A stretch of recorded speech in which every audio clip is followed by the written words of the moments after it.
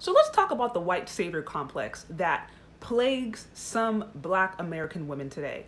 There is this idea floating around that if a black woman chooses a white man, or a non-black man, but specifically a white man, she is going to be saved from Blackistan. She is going to be saved from her own misery.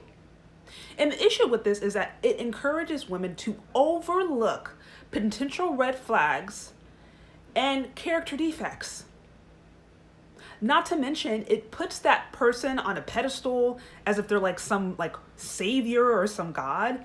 And it really puts women in a position to be abused. And if you're with a person who's unhealthy and they recognize this weakness, they can and they will take advantage of you.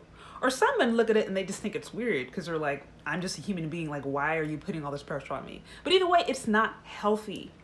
And here's also the issue with this. It's like, at the end of the day, you can find lovely, beautiful men outside of the community to date and marry. And you can also find toxic men outside of your community. You can find lovely and beautiful men inside of your community to marry or toxic men. So it's like, the issue is not really the race. It's not that. It's more importantly, what are you attracting and why?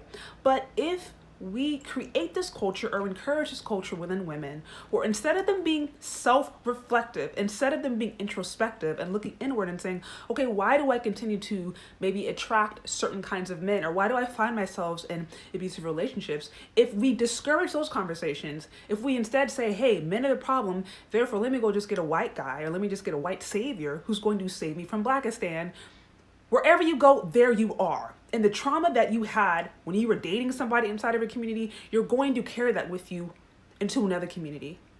And so not only is that you're still going to traumatize yourself because you haven't dealt with those issues, you're now going to go bring trauma in that other person's life that you're looking to save you from. It's just a bad deal either way. So we have got to get real and honest with what's going on. We shouldn't be encouraging women to vet just based upon somebody's skin color. That's horrible. We should be encouraging women to vet based upon their character, who they are, their qualities, their relationship with God, their desires, values.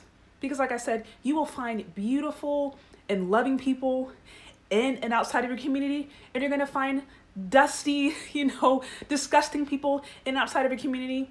But what you attract has so much more to do with where you are at emotionally and spiritually, psychologically, and that needs to be the focus, not the color of that person's skin.